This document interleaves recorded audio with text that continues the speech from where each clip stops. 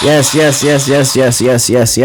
Welcome back to the Thedoncoreanddricanhippieshow. We are your hosts. Don fucking Core. And the highest hippie in the room, Dricanhippie, of course. And we back at it with episode 201.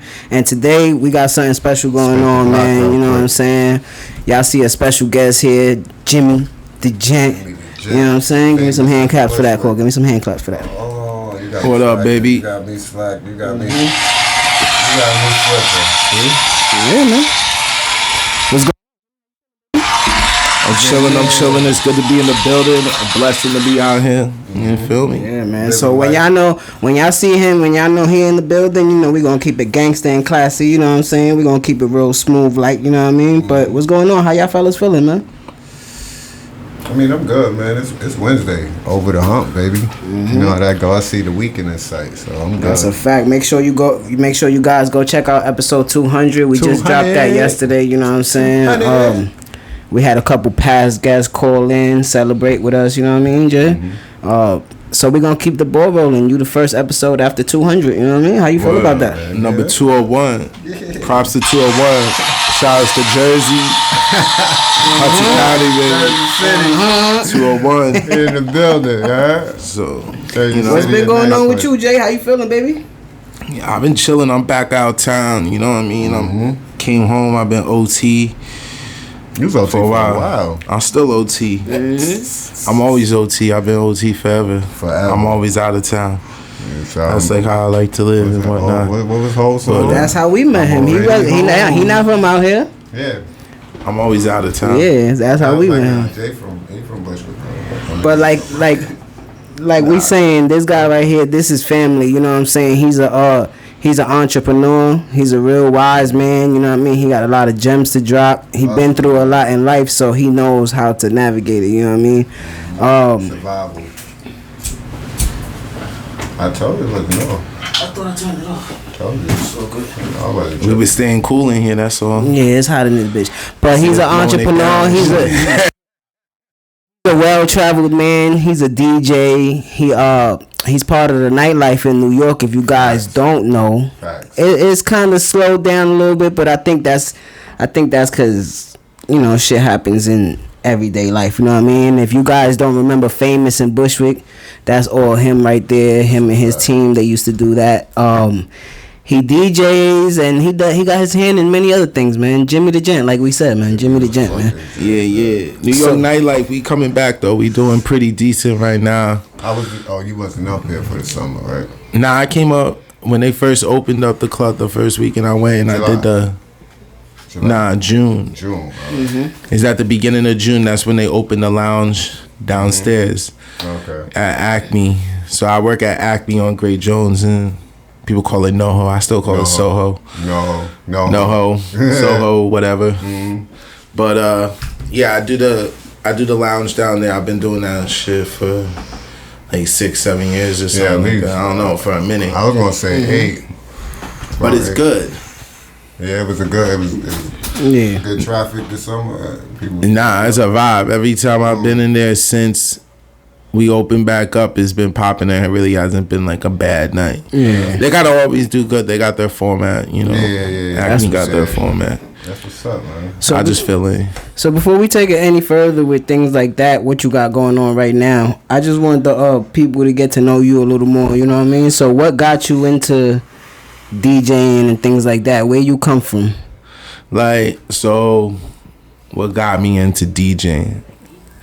It's like I tried everything else and I wasn't really necessarily that good at it. Like I started off with the piano and I did the trumpet as a kid. I started piano pretty early, probably like 5, 6 was to the piano. And then definitely back then, like you know, you could already feel pressure back then, and I think that kind of was like a mood killer for me.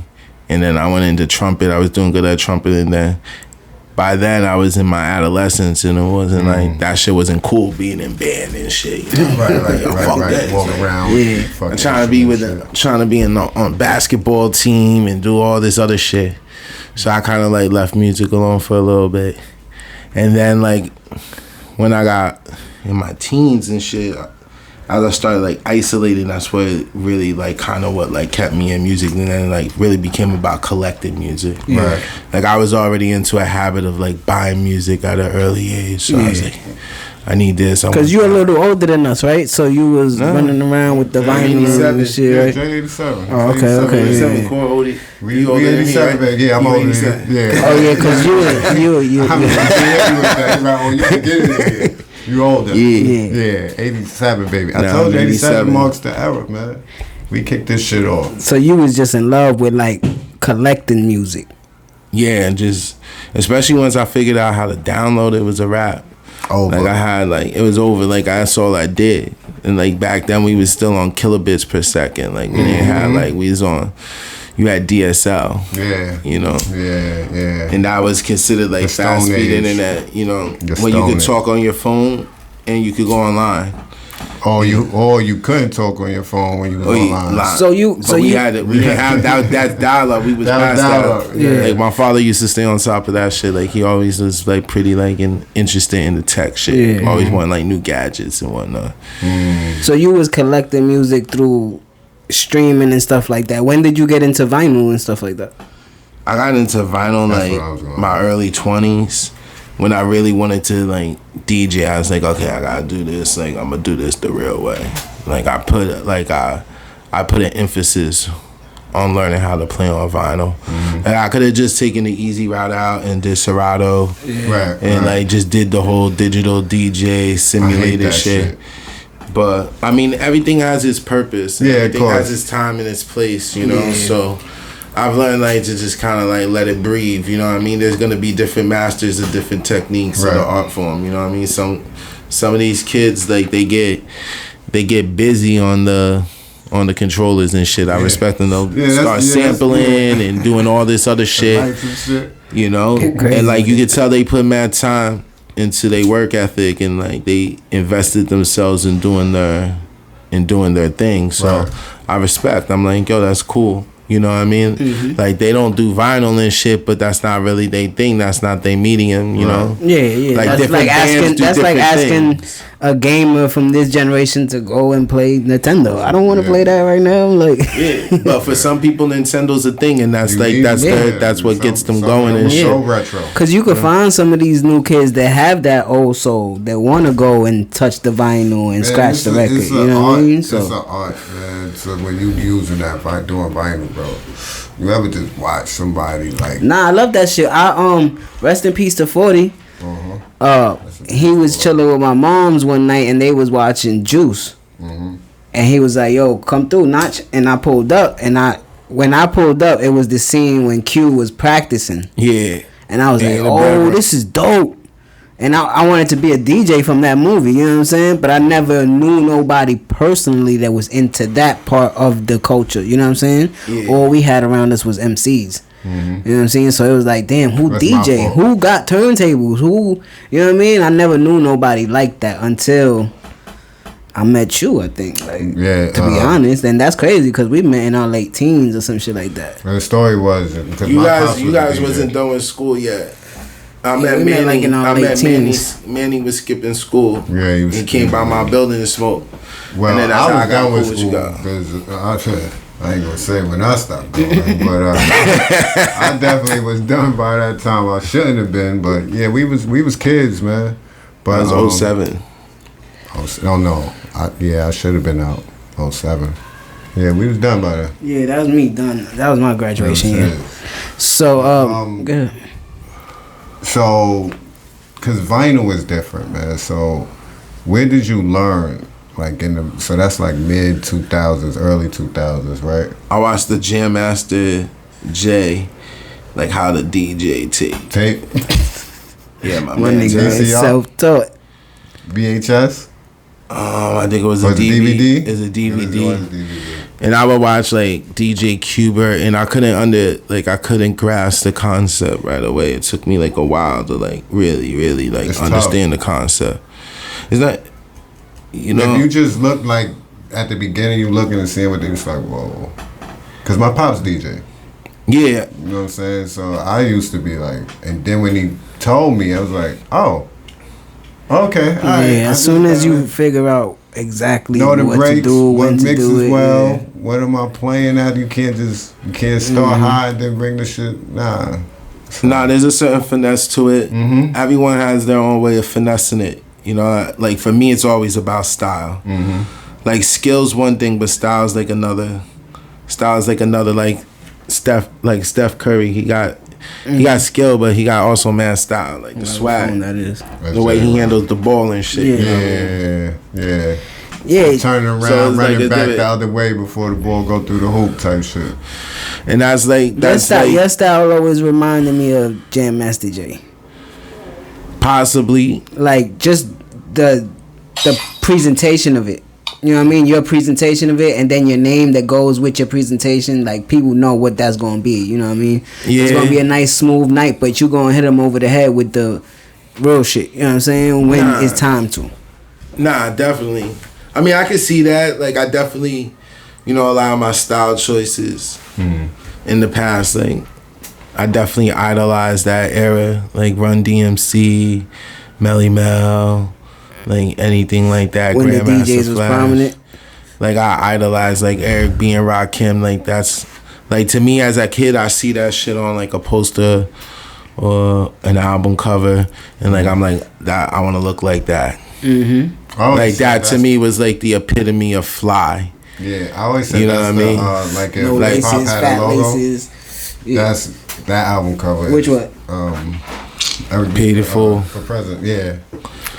That's how I felt with what's the Jay-Z album where he got the In the Rain, he got the hoodie over his head in the album. That's by is it Blueprint 2? I think that's Blueprint 2. I think that's Blueprint 2. Yeah. Inside that's the like the album, 22 song album. Yeah, everything like that was fresh to me. He had the Adidas with the fat tongue with no laces in them, with the Rockaway jeans and shit. You know what I'm saying? That's when I started like, oh shit, let me go back and see where he's incorporating this from. You know what I'm saying? So hip hop is just like that. I love hip hop because you get to study it. Nah, it's and a lot of people don't like to study it for some reason. They just because a lot of people try and go and get the money. It's like, bro, you could get money in it, but you gotta love it first. You know what I'm saying? I think you should love that first. That's why I never disrespected it. I never rapped. Well, I rapped one time. But I respect the game too much for me to try to even... I know that I'm not that lyrical, so I'm not even going to try to disrespect the game, bro. I know. I mean, it's different, like, for different strokes for different folks. But I think, like locally in this area, just in particular, that's a cornerstone foundation of, like, what it is, because like hip hop is like a very definitely for me it's like a more cultural thing than it is just like just some music and shit. It's like my community of friends and like people that share like my like ideas and things like that. I call my religion. Facts. That's my religion. I can't stake claim or believe in anything else but hip hop. Like when I look at the religions, it's like, nah, I'm hip hop. It gives you certain foundations that you should move on. You know what I'm saying? And you apply certain shit that you get from it. You know what I mean? That's like, I believe you will learn patience from being a DJ. You got to be patient with what you're doing, even if the record skips or whatever the case is. You got to keep to your. There is a level of patience to it, because it's definitely a labor of love. Like you really gotta love it. There's not a lot of guarantees that like you're gonna have like a successful life. It's not just good times and shit. There's a lot that goes into it, and there's different aspects of the business. Like there's like what people see like the club, right? You know what I mean? Then there's the bar scene. There's the wedding DJs. There's just people that do corporate shit. There's people that only back a certain artist. They don't even play clubs or anything. They just back that like artist. Traveling DJs. There's like a lot of different dynamics. You know what I mean? Different genres of music. You know, you got this like people would consider podcasts like DJs and shit. I see that more now too. I don't know. What would you consider a podcast DJ? Podcast DJ. Just in general, what this is considered DJing, you know, like the art of the radio. like when we're kids and it's like the DJ on the radio wasn't necessarily the person always spinning. A lot of times the DJ is the announcer, the host of the show. Okay, I can see you that. know, like that's how, to me, that's how like the root of DJing started. And like even then, like DJing, even when it first came to hip hop, it was like the guy like hosting the party, and it's like the master, you know, move the crowd to get. Then you get Emcees, the master of ceremony, you know what I mean? But like the DJ was kind of like the original host. And they got the MC so they could focus more on the DJing. So well, some DJs could MC back in the day. A lot of the original Curtis Blow was just DJing. I was watching Drink Champs with Grandmaster Casanova, and he said he was DJing and rapping at the same time on his stage, and then he started breakdancing. Nigga said I was doing everything. It was a vibe. Everybody was on something. That nigga nice, bro. Mic. Grandmaster Casanova. You wasn't walking up and getting the mic from the DJ. Yeah. Like, don't touch the DJ mic. Yeah, the DJ is his man's gonna whip your ass. You know what I'm saying? So it's like, if I learn how to DJ and I'm rapping once I'm on them, and I'm ready to show, I'm gonna put the break. I'm gonna get the break, and I'm it worked. So I'm the CANOVA. I met him. The rest is FL. You met him before? Yeah, on set. That's what's up. I met him on set. So before we get out of this DJ conversation, what's your top 5 DJs? Jazzy Jeff is in there. Cash Money.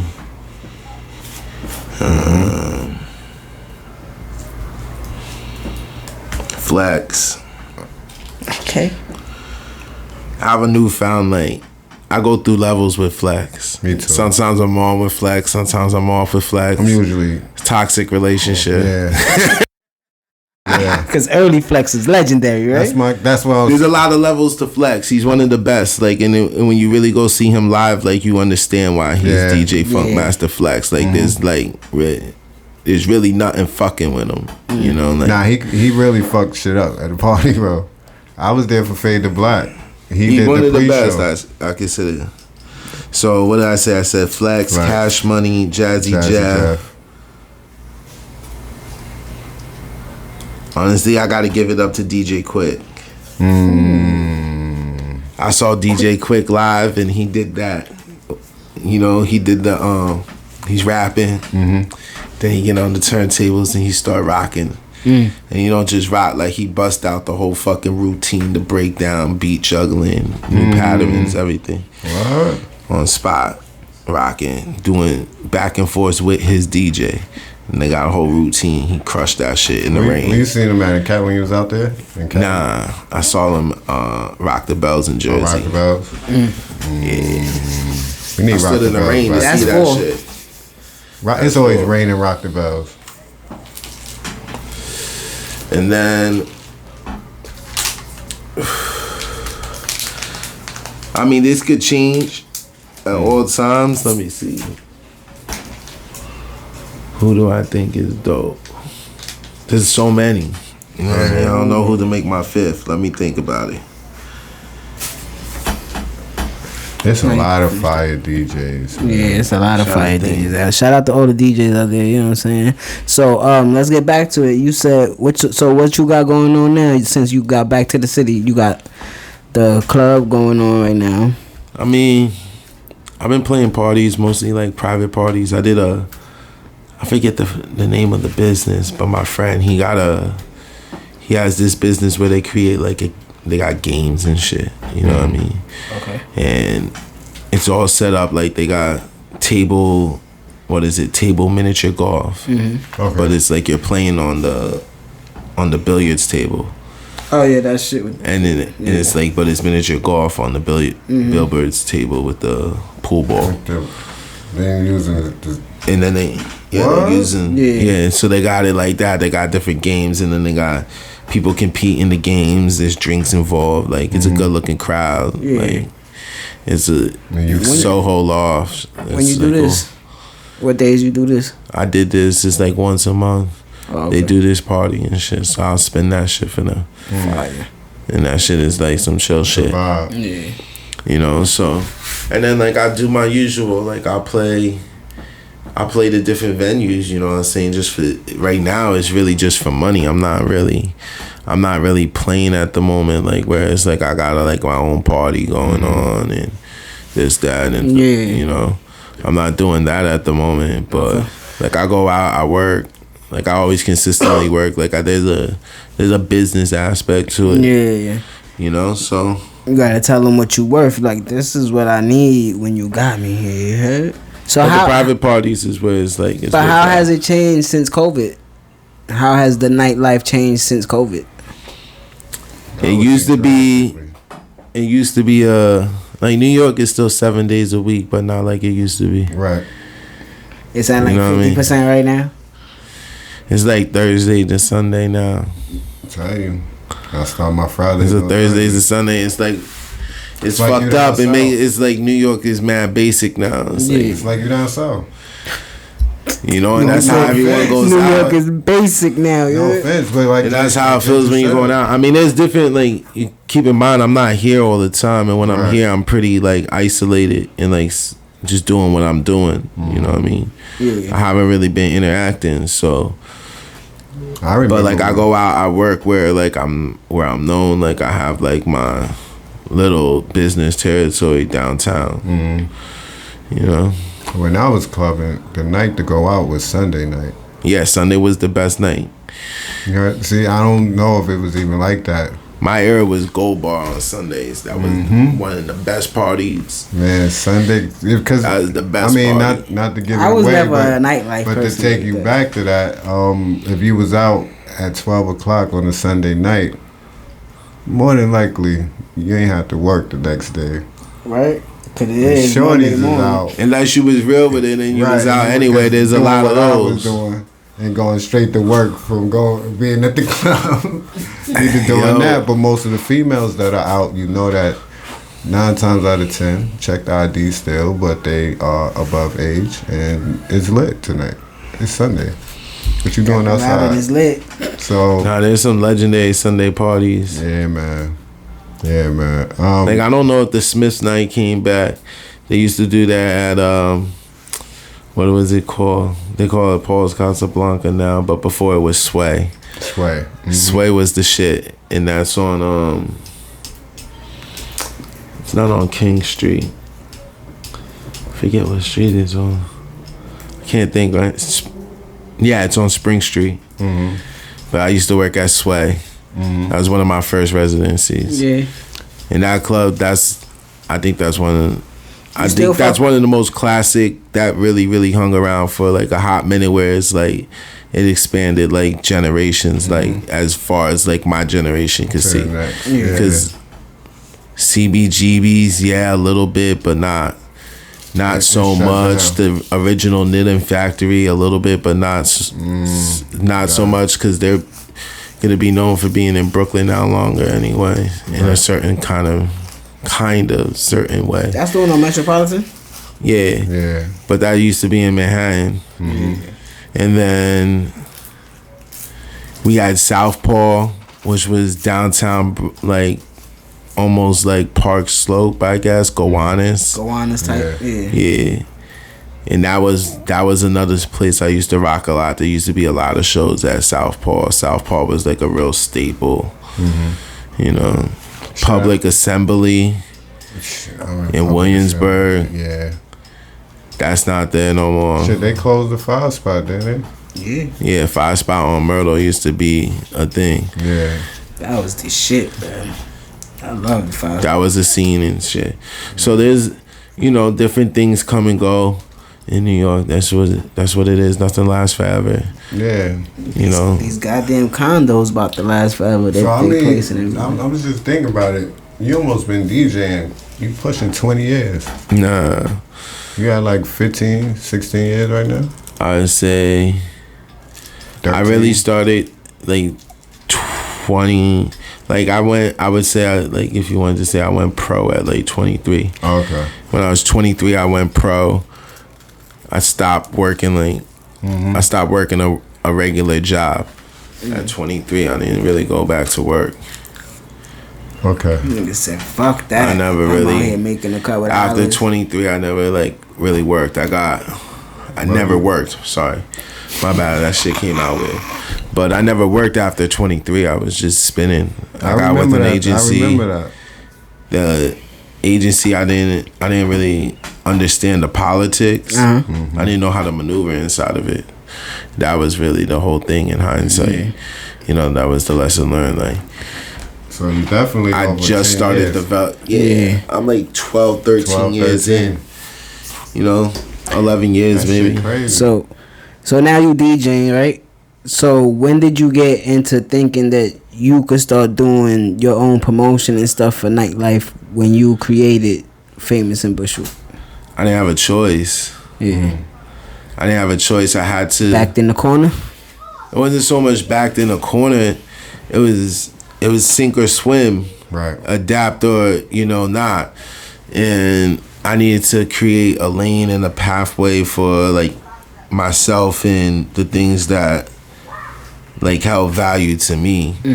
Otherwise, I'm in the situation I'm in now isn't bad. I could say if I wanted to be in New York full time again, I would be somewhat comfortable. Yeah. There would be a strategy and ability to be fine. Right. Yeah. And that'd be okay, but like, you're only working for $1 after a certain point in time. When I got to Famous in Bushwick, it took me away just from working for money. It's like, now I got this thing, I could share it with my friends. Right. Facts. Before I was downtown. So I'm playing all these clubs downtown that my crowd of people, the individuals I like to socialize with, aren't able to go to. So that was really kind of why I did Famous in Bushwick in the first place. It was like a necessity for me to be able to want to have like my own party. Bring the party to me, yeah. Because most people aren't going to come to Manhattan with me. You know what I mean? Like, that was always kind of like my thing. Even when I was a kid, like, I had friends. I would be out here 16, 15 years old. And like, my whole life I would come to the city. So I knew the city very well. Right. So I'm out here. I'm chilling and I'm moving around. And my thing was always to go to the city. A lot of people didn't want to go to the city. They just want to chill and hang around the neighborhood. That's not their thing. Yeah. You know, that was always my thing. I like to be in Manhattan. I like to be downtown. Shit, that was our shit. Like, we would get up out of there. I think because I was exposed to the city and downtown. Shit, even the promenade young, I used to tell them, like, yo, we out. Like, we go in the city and walk.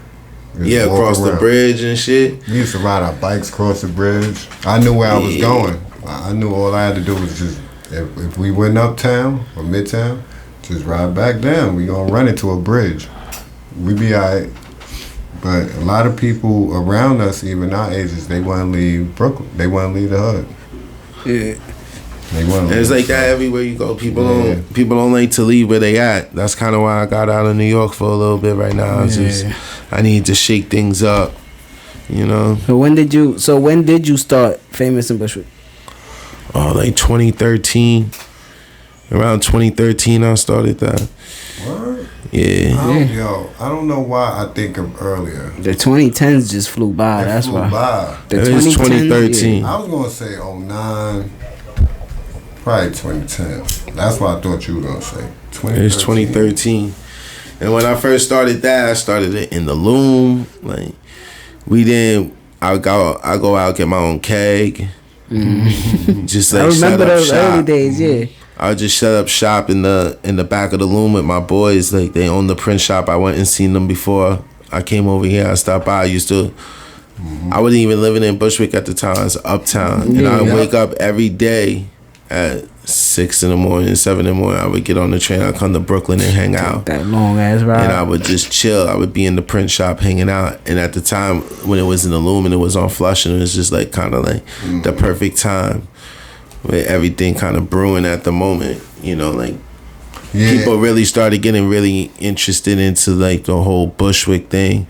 And there were a lot of venues. Starting up. Because that's where it was heavily Bushwick Open Studios was happening. Nah, a lot of artistry happens in Bushwick.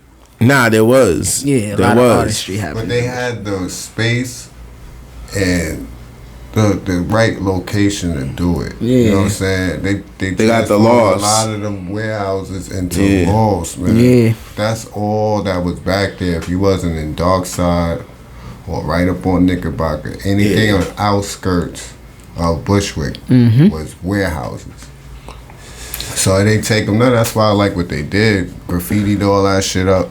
Yeah. And so I was just watching a dude tag a wall last night. 2013 is when it started to peak up, and I always there were good parties. Like 538 Johnson had good parties. Loft Boys, there was this clique of kids, Loft Boys. They used to do parties over there, but the punk kids are known for their parties over there. Yeah, that shit is 538 is like a world of its own. Yeah, it is. All back. It was.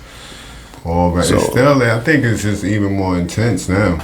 There's a few lofts like McKibben lofts, like that shit is mad nice now. That shit used to be that shit used to be like Party House or whatever. The movie Party Animal with John Belushi. That shit was crazy. They was going hard over frat there. House, yeah. That shit was like a fucking frat house, but like artsy kids and shit walking around with paint all over. So what was your, when you got established, what was your main spot that you was doing in Bushwick? Tandem. I still remember how to get there on a drunk night, walking. Tandem, that was a blessing. That was a blessing. I didn't know that could work. My friend Rosie, she was, at the time she's the assistant Patricia Fields. She was her admin. And she had the store on Bowery, Pat Fields. She's like an icon in like the gay community, and she's a really well-known stylist. She styled Sex and the City and like Ugly Betty. Those are like her two big projects. Right. And one of the hats ended up in the store, and that's how I met Rosie. Hanging around the neighborhood, she see my hat at the store. Cause Steve, my boy from Silkies, who did the logo, he created the Famous In Bushwick logo. Shout out to Silkies. They did the first logos to the Thedoncoreanddricanhippieshow merch. Shout out to them. That's a fact. Yeah. So those are the homies. That's fam right there.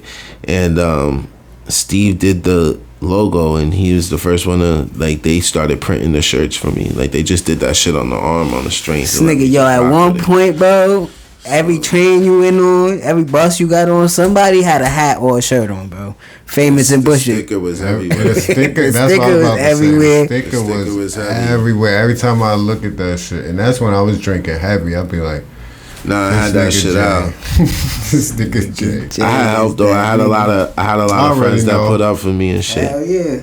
Like mad friends, because we would give the stickers out at the party. Shit, I put it. Everybody wanted that the stickers. You built a big community with that. You know what I'm saying? You had a lot of support with people helping you maneuver. When you couldn't be here, there was somebody there for you. You know what I'm saying? Nah, it was like that, because I went out to LA in the middle of it for a little bit. That's how I met Napkin Killer. That's when I was in LA. I was on. Shout out to Napkin Killer. That's that nigga. Right? I was on Instagram, and I just seen his work, and I was just like, yo, you want to rock my party and shit. Yeah, I gotta get him on the show. Yeah, we sure do. And we sure I was like, cool, I'll pay that. And he came through. I talked to him on the phone. I had just gotten to LA. And he's like, yeah, I'm from LA. I'm from the Valley. I was like, cool, I'll be out here in LA. And I never even met him. I only had spoken to him on the phone. I didn't meet him until I flew back to New York like a month and a half later. And then I met him, and then we just became friends. I'll tell you how crazy it is with Napkin Killer. First found out about him, Jay, right? Jay introduces him to Press, right? Him and Press go out to Cali for Complex Con. Yeah, I remember that. Right? A few years later, maybe short years, probably 2 years later, I see him with Gooey. With Noel. I'm like, yo, he was at a few battles. Niggas be everywhere. I'm like, yo, boy, like, niggas be everywhere. He's connecting to everybody around me, bro. Spence really loves, like, he's another one. He's a damn, my bad. He really truly is about, like, the culture. He really gives a fuck about his art. I love that. You know, he's a funny guy, which is good. Like, it's like you need people like Spence in this world. Like, he knows how to bring like a lot of lightheartedness to he'll make a dark room light. Yeah, as soon as he steps in there.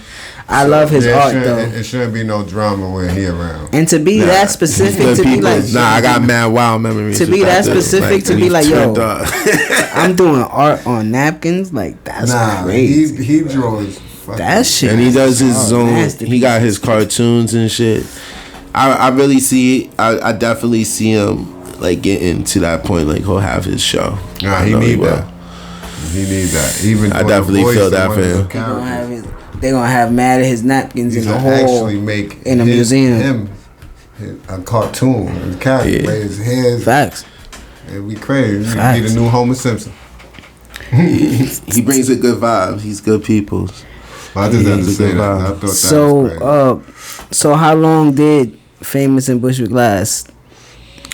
I had like a good 5-year run, I'd say, which is kind of a good squeeze in New York. You know what I mean? To get 5 years out of a party in New York is pretty good, especially at the level I was at.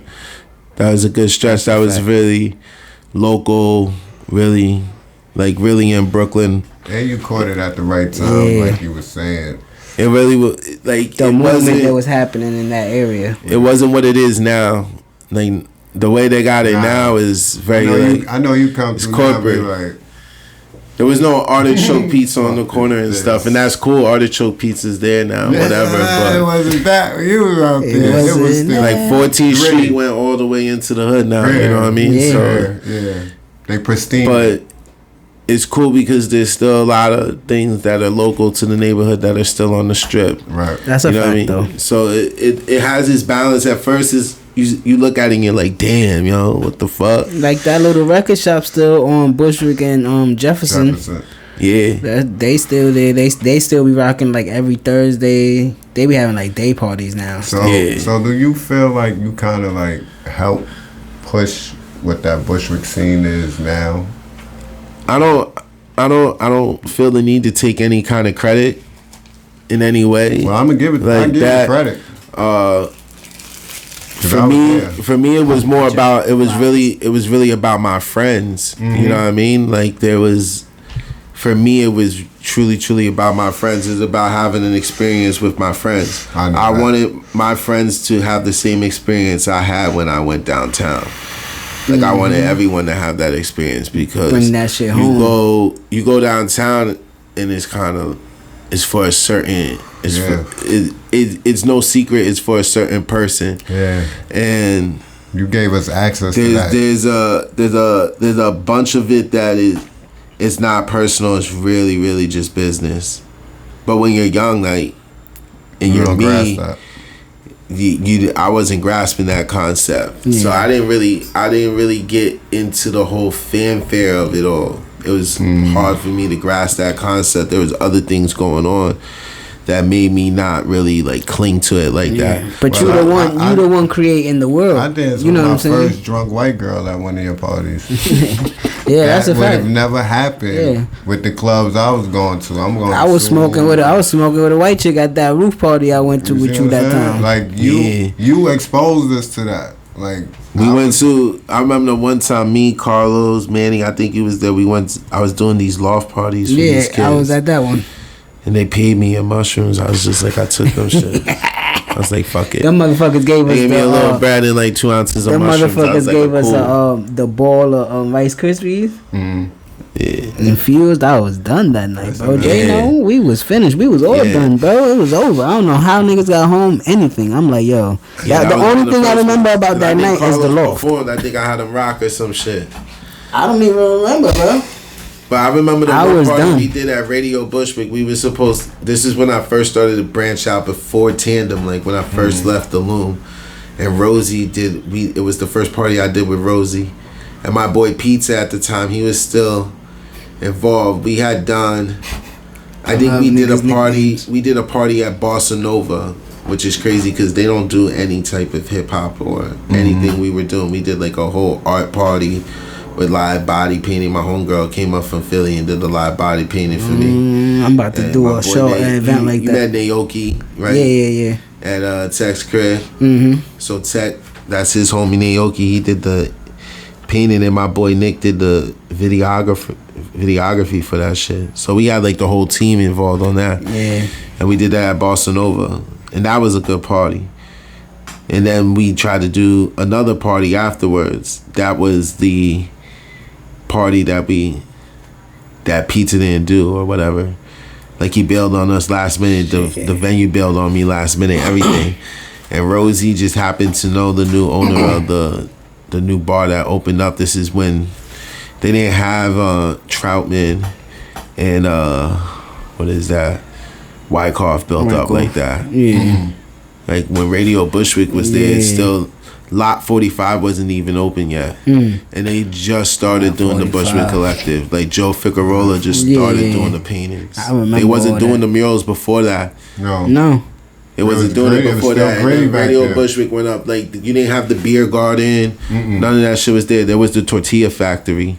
Everyone like going to the tortilla factory and bring your own beer. You can have tacos and all that shit. Yeah, it was still gritty back there, man. Yeah. It wasn't. Now it's like real. Like they got mad coffee shops. You did have I like the one spot. I forget what it's called, but they got the deviled eggs. Some shit is good. Fucks with that shit. And for some reason, every coffee shop I go into, and I don't drink coffee. I just go in there to see what's happening in there. You know what I'm saying? I just walk in there. And every coffee shop I walk into, for some reason, they got like 2 or 3 crates full of vinyl. Yeah, I'm like, what's this about? What's the correlation? Is it because y'all in Bushwick or something like that? Nah, it's a yuppie thing. They need to do that. It's like a marketing ploy. They try to bring people in, right, and shit like that. They know that their customer base enjoys vinyl, so they want to have that in there. Like, makes sense. To engage them. You know, a reason for them to stop and look and want to do more. We need you back in town a little more than part time. Then you see what we doing. We trying to do events like that and shit too now. You know what I'm saying? So no, you gotta do them. You just keep doing them. You keep doing them. That's the key to it. Is to not stop. There's all different ways to doing it, but the consistency is the most important thing when it comes to doing events, especially if you're gonna get into like event branding. You gotta stay consistent. Like just keep doing it and doing it. You gotta stay on top of like your mailing list. Like these are things I didn't really implement. At the time, you know, I built a lot just off of good faith, right? Which is always a good way to operate. That's how I feel like. That's how I feel like. You don't wanna. I try to put a little more stern into it, you know what I'm saying? Like you saying, like make it a little more professional, you know what I mean? Like you should always. You know what I mean? So I was high as fuck when Jimmy got there. Yeah, I mean, smoke your weed and do your thing, but like be on top of your business. There were certain aspects where I was on top of the business, and then there were certain aspects where I wasn't. So it's all a learning process. There's a lot of good things that came out of it. I was able to travel around the world. Ultimately at the end of it all, like when it's crazy, because when I finally got to the point where I could like really get it out there, it's just like boom, like tandem closed and my brain went somewhere else, you know. So since you're saying that, you know, there's a lot of things that you learn from your past mistakes or past failings or whatever happened, you know what I mean? So what you see yourself getting into now, or where you see yourself in the future, what you trying to get into now? Right now, like, I just pace myself, honestly. Yeah. I stopped really setting big goals, like definitive goals, and I just kind of do the day to day. COVID was definitely a motherfucker. Yeah, it punched everybody right in the chest. Yeah. No pun intended. So. No pun intended. Yeah. And I got my plan, like I'm in my studies. Yeah. You know, so I'm in my studies and I still have my business acumen. Like I'm still doing business. I'm just not in New York 24/7 like that right now. That's all. I'll be cool, be out of town, be down south, come home. You know? But that for me is a good flow. Right now is a good time not to be stagnant. And like for me to be on the move, like to keep that up. For me, to ask you that. Like, I'm used to moving around anyway. Yeah, that's the best way to go anyway, so you can network, you know what I mean, and get to meet new people, meet new ways of doing things, you know what I'm saying? So yeah, cause I be kind of stagnant myself. I be like, I stay where I'm at. I don't like to travel and discover things. You know what I'm saying? Sometimes I'll be scared or I'll be nervous or I'll be like, I don't know what's going on. You know what I mean? I'll be like, let me chill.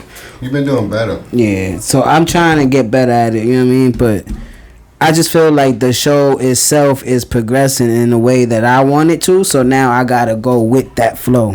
Yeah. You know what I mean? I got to be the water, like Bruce Lee said. You know what I mean? So if the wave is hitting there, I got to hit with the wave. Water. Yeah, so now you gotta show up, you gotta be on spot, you gotta go down, set up, do South by Southwest, like just whatever, like to put yourself shit out like there. That.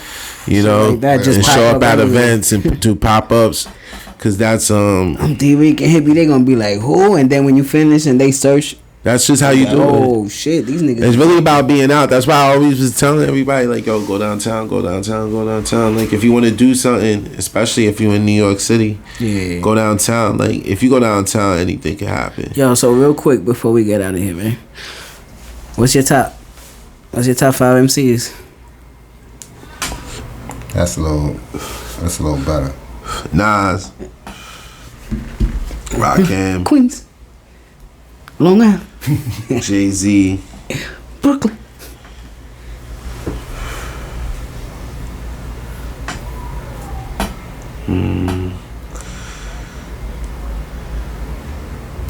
Four and 5 always gets tough for everybody.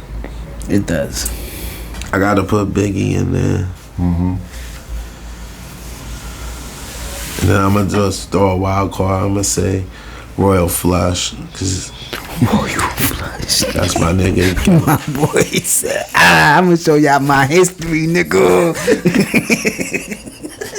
I'm gonna show y'all my knowledge, you heard? That's fire. I love it. Yeah, cause I gave niggas my top 5, and I got interviewed a couple weeks ago, and I gave niggas my top 5, and they said, he in your top 5, and I'm like, nigga, it's my top 5. That's my album. I love that album. You know what I'm saying? Nigga don't like you put So, Cube in you it? got anything? Who, me? Cube and Snoop always in my top 5. Jay always in my top 5. Big is it? Cube. I'm a big Cube fan. Big is always like, for me, is always like a hula hoop thing, but then I think about his 2 albums, and I be like, God damn, bro, them shits is classics. All his verses hit on anything besides albums, so he jumps into my top 5. And sometimes I just love KRS-One, bro. KRS-One's the shit. So I sometimes respect. You know what I'm saying? A lot of people don't understand old school artists and what they meant to the game. So, but I like to put those type of old school artists in the game. So, like you just said, my knowledge, so you can know my knowledge. When I first heard, whoop, whoop, I was like, oh, this nigga's crazy. And because my first rapper that I fell in love with was Busta Rhymes, and it was with the attitude and his excitement and everything. And then I heard Chris, and I'm like, oh shit, he mad out there. Then we started doing music, and the first beat we ever did on the group was dun, dun, dun, dun. Damn, I feel like I gotta take. I feel like I gotta take one back, yo. Actually, like, Prodigy gotta get a notable mention. My chain break glass tables. What? When I heard that, I said, yo, you understand what he's saying? They like, I don't know. You got to be visual with that. Look at that. He sit down, that shit break glass. Prodigy was real. He was dope, man. Yeah. HNIC, you know what I'm saying? That's my shit. You got anything you want to ask him before we get out of here? I think we really got to everything.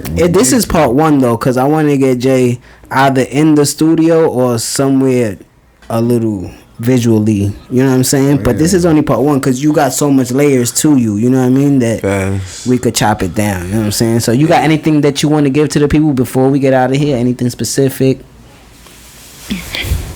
No, really, just keep grinding. Because you like to be in the shadows, you like to be in the cut. So you want to give them your socials and everything, though?